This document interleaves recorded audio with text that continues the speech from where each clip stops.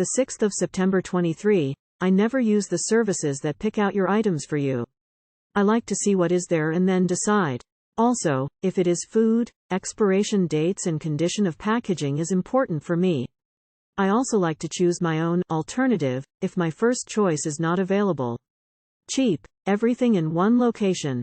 At the moment, subject to change, I do only Walmart and the Supercenter. Have not shopped for clothes in years, but when I do, it may be Walmart or Burlington Coat Factory. I do online, cannot deal with store, Home Depot for household fixing projects. Always a pump free. Sheetz is my preferred spot to get gas for car. Not into the perks, I just pull in when my tank is 1/2 full and use 87 grade. I fill her up.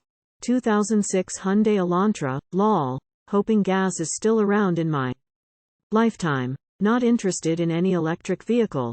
I no longer eat out as lots of the places I liked over the years are no more. Every so often I will order from Amazon.